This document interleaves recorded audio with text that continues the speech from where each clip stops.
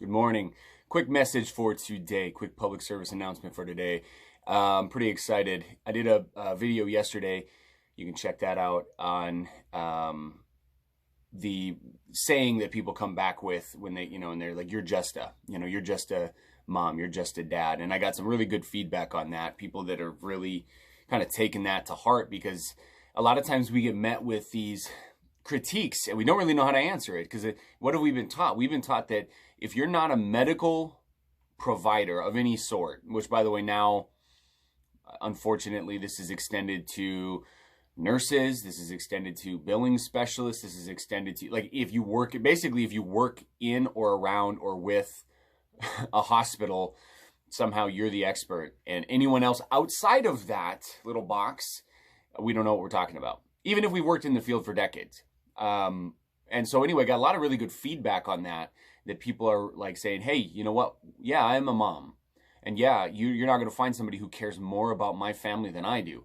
And that was what's so, it kind of took me aback, because it's like, hey, you know what? That was a good message. So it's something, hey, if you didn't watch it, go check it out. What I wanted to talk about a little bit this morning, and what was it's really fun for me, I talked about also in my video yesterday, I talked about when people come back at you, so you can explain research, you can explain your perspective, you can walk them through science, and then they come back with some kind of a, well, the CDC says. And so I was scrolling through Facebook this morning when I was sitting in the sauna baking, and as I was scrolling through, I saw somebody who's, I'm not going to say this person's name, but they had recently subscribed to my YouTube channel, and I just happened to catch the post, and I didn't read the entire post, because I just read the part that it showed, and then I was like, okay, yeah, that's good. But then I happened to notice a comment, and this comment was the exact thing that I talked about. Oh yeah? Well, what part of the 45 studies in this CDC article don't you understand? Some version of that.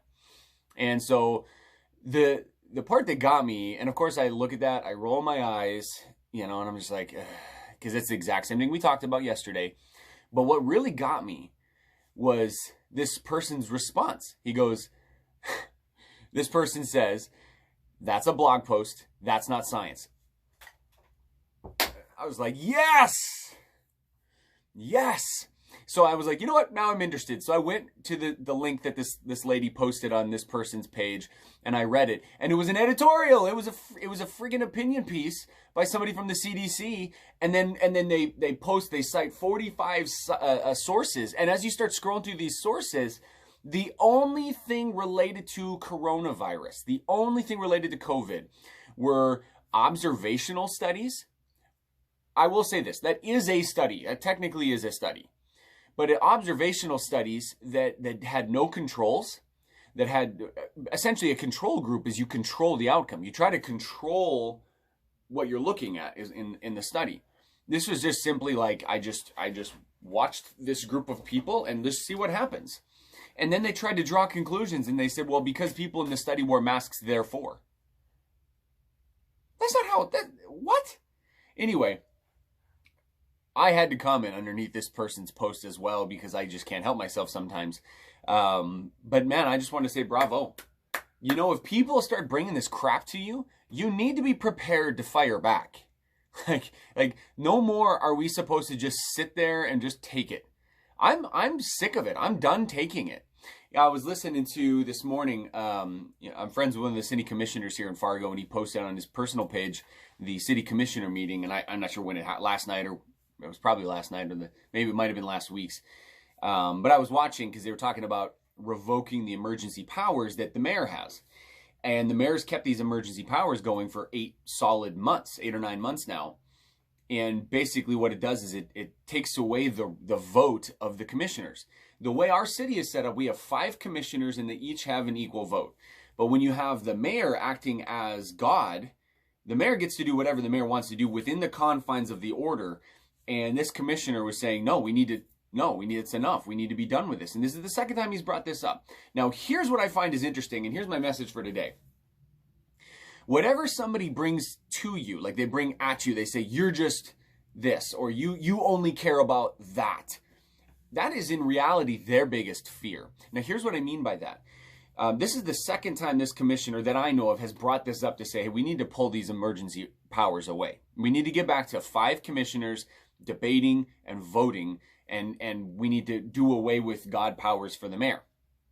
The first time he brought this up, I watched that commission meeting as well. The first time he brought it up, he was met with, all you care about is the economy. People are dying. Don't you care about the people dying? And he's like, the economy is people. And millions of people are going to be bankrupt because of this and because of the things the government is doing. And so, yeah, we need to stop. We need to get back to life as normal because, and newsflash, and I've said this before, people die. That's what happens in life. And whether we call it coronavirus or COVID or pneumonia or the flu or cancer or heart disease or diabetes or obesity, no matter what we call it, people are going to die. That's a sad reality. You can't stop it. No emergency declaration for the mayor is going to stop people from dying. And he was met with that. And so, I shelved that. I tabled it. And I thought that's horse crap because, he actually cares more about these people. He cares more about the greater community than these people do.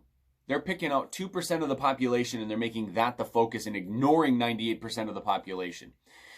Regardless. So we come out to this most recent meeting and he brings it up again.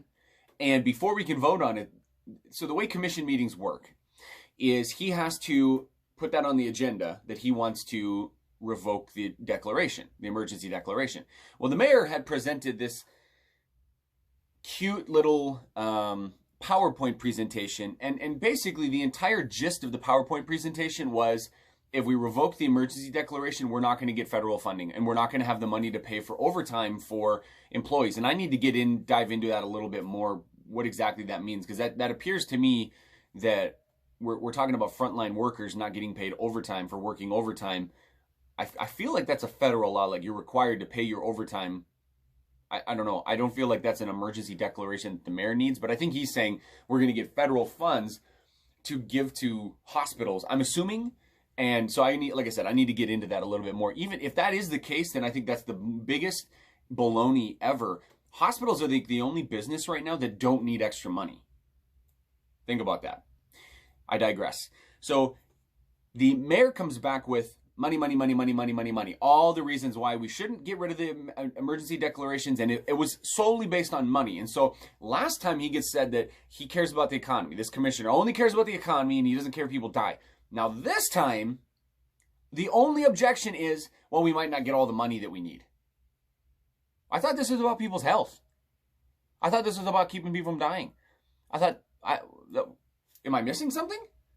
So it's funny because, and this is why I bring this full circle, when people throw objections at you, that's really their fear, not yours. That's their concern, not yours. It's interesting. A lot of times you get people who are saying, open the economy back up. Let's get back to life as normal. We got to do that. That is vital moving forward. I'm one of those people.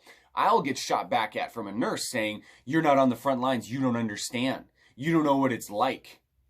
And I'm like, you know what? I was thinking about this morning in the shower when I was mentally preparing my message for today. What's interesting about that is that they have a job. Yes, I get it. It's dangerous. You kind of knew what you were getting into. But you still have a job, nurse.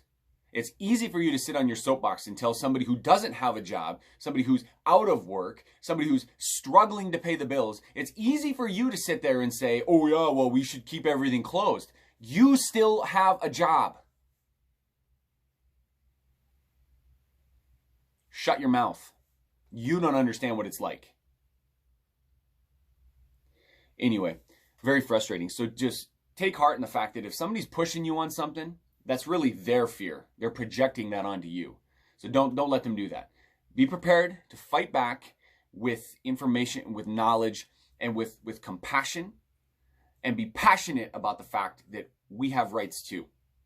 This is Dr. Jake, public service announcement. I love you, and we'll talk real soon.